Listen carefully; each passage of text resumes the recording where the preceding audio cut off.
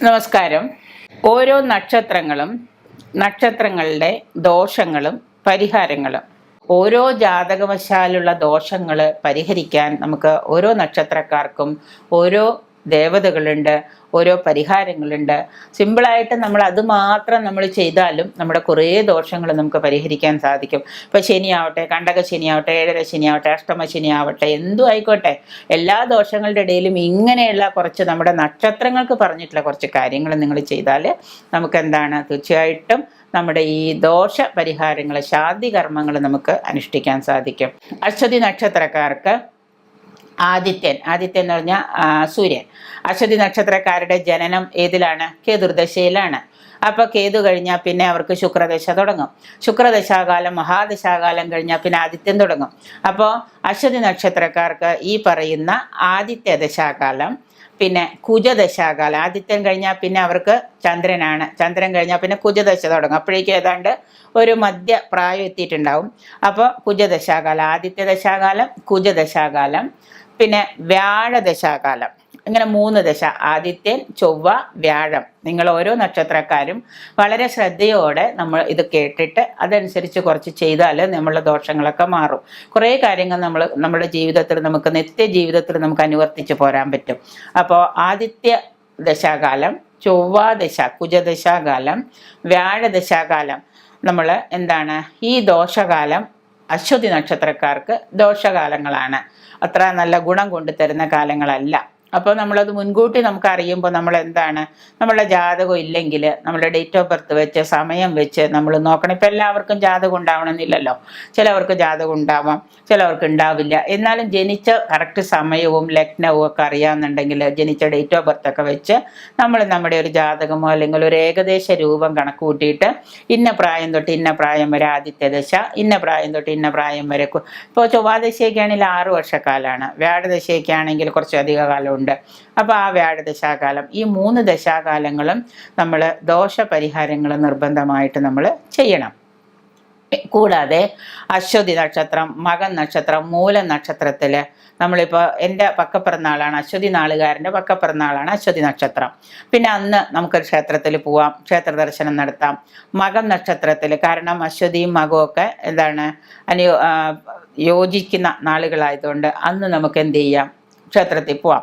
മൂല നക്ഷത്രത്തിൽ നമുക്ക് ക്ഷേത്രത്തിൽ പോവാം. ഈ നാളുകളൊക്കെ നമ്മൾ ക്ഷേത്ര ദർശനം നടത്തുന്നത് വളരെ നല്ലതാണ്.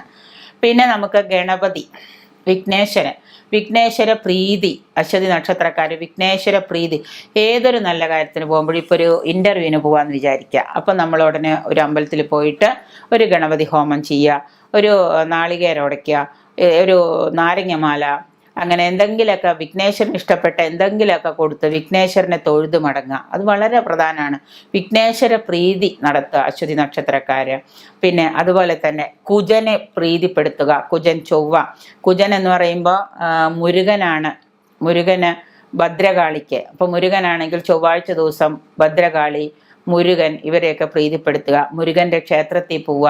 എപ്പോഴെങ്കിലൊക്കെ നിങ്ങളുടെ പക്കപ്പിറന്നാളൊക്കെ വരുമ്പോൾ നമ്മൾ മുരുകൻ്റെ ക്ഷേത്രത്തിൽ പോവുക, ഭദ്രകാളിക്ക് വഴിപാടുകൾ ചെയ്യുക. അപ്പോൾ അത് കുജനെ പ്രീതിപ്പെടുത്തലായി. അതുപോലെ തന്നെ കാർത്തിക നക്ഷത്രം, മകീര നക്ഷത്രം, പുണർദം നക്ഷത്രം, അനിഴം, തൃക്കേട്ട, വിശാഖത്തിൽ 4-ാം പാദം വരുന്ന വിശാഖ നക്ഷത്രക്കാർ, ഈ നക്ഷത്രങ്ങൾ പ്രതികൂലങ്ങളാണ്. കാരണം ഇങ്ങനെ ഈ നക്ഷത്രക്കാരുമായിട്ടുള്ള വിവാഹമോ അല്ലെങ്കിൽ അതുപോലെ തന്നെ ഇപ്പോൾ പ്രതികൂല നക്ഷത്രം എന്ന് പറഞ്ഞിട്ട് ഇപ്പോൾ കാർത്തിക നക്ഷത്രക്കാരൻ്റെ മകള് അശ്വതി നക്ഷത്രം എന്ന് വിചാരിച്ചിട്ട് അവർ പ്രതികൂല നക്ഷത്രമാണ്, ഒരുമിച്ച് ചേരാൻ പാടില്ല എന്നൊന്നും പറയാൻ പറ്റില്ല. അമ്മയും മകനും അല്ലെങ്കിൽ അമ്മയും മകളും തമ്മിലാണെങ്കിൽ. പക്ഷേ ചില അഭിപ്രായ വ്യത്യാസങ്ങളൊക്കെ ഉണ്ടാവുന്നത് കഴിച്ചിട്ട് ബാക്കിയൊന്നുമില്ല. പക്ഷെ രണ്ടുപേരും പരസ്പരം അമ്മയും മകനും എന്നുള്ള സ്നേഹബന്ധം കൊണ്ട് വിവാഹ ബന്ധങ്ങൾ, ബിസിനസ്സുകൾ, പിന്നെ പണം കൊടുക്കൽ വാങ്ങലുകൾ, ക്രയവിക്രയങ്ങൾ, ഇതൊക്കെയാണ് നമ്മൾ ഇതിൽ പ്രതികൂല നക്ഷത്രം കൊണ്ട് ഉദ്ദേശിക്കുന്നത് കേട്ടോ. അപ്പോൾ പ്രതികൂല നക്ഷത്രം, കഴിഞ്ഞ പ്രാവശ്യം ഒരു ക്ലൈൻറ്റ് പറഞ്ഞു എൻ്റെ നക്ഷത്രം ചോതിയാണ്, എൻ്റെ അമ്മയുടെ നക്ഷത്രം അനിഴമാണ്. ചോദിക്ക് അനിഴം പ്രതികൂല നക്ഷത്രമാണ്. പക്ഷേ ഞാനും അമ്മയും നമ്മൾ ഭയങ്കര സ്നേഹത്തിലാണ്. എനിക്ക് എൻ്റെ അമ്മ മരിച്ചിട്ട് ഇപ്പോഴും അമ്മയുടെ സ്നേഹമാണെന്ന് പറഞ്ഞു.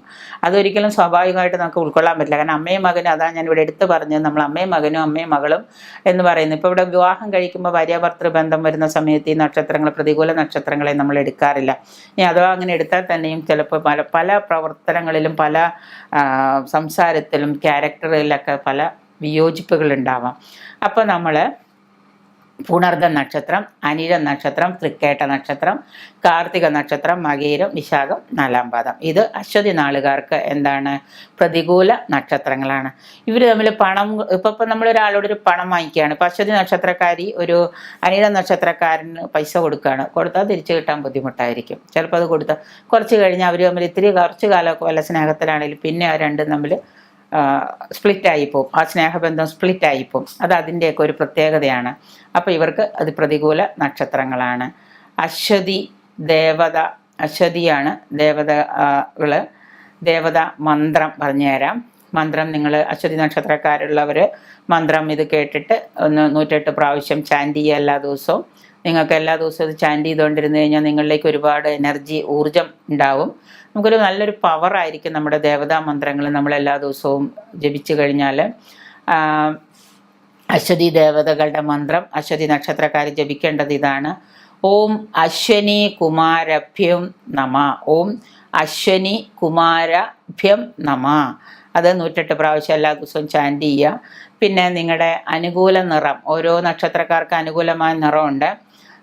റെഡ്, അതായത് ചുവന്ന വസ്ത്രമാണ് അനുകൂല നിറം. അപ്പം നമ്മളിപ്പോൾ ഒരു എന്താ പറയുക, ഒരു ഇൻ്റർവ്യൂവിന് പോവുകയാണ്, അല്ലെങ്കിൽ ഒരു നല്ല കാര്യം ഒരാളോട് സംസാരിക്കാൻ വേണ്ടി പോവുകയാണ്, അല്ലെങ്കിൽ ഏതെങ്കിലും ഒരു നല്ല കാര്യത്തിന് പോവുകയാണെങ്കിൽ നമ്മൾ ഈ അശ്വതി നക്ഷത്രക്കാർ ഒരു റെഡ് കളർ ഇടുക. എല്ലാ ദിവസവും റെഡ് അല്ല, റെഡ് കളർ ഇടുക. ഇനി എല്ലാ ദിവസവും റെഡ് ധരിക്കാൻ ഇഷ്ടമെങ്കിൽ റെഡ് ധരിച്ചോളാം, നമുക്കത് വിരോധമൊന്നുമില്ല. നമ്മളിപ്പോൾ ആരാ അത് ഇടണ്ടെന്ന് പറയാം, അങ്ങനെ ആരും പറയുമൊന്നുമില്ല. ഇനി റെഡിൽ മിക്സ് ചെയ്ത പൂക്കളുള്ളത് ഇടാം. അപ്പോൾ അശ്വതി നക്ഷത്രക്കാരുടെ നിറം റെഡാണ്. ദേവത അശ്വതി ദേവതയാണ്. അശ്വിനി ദേവതയുടെ മന്ത്രം അശ്വനി കുമാരഭ്യം നമ എന്നാണ്. ഇത് 108 പ്രാവശ്യം എല്ലാ ദിവസവും ചാൻറ്റ് ചെയ്യുക.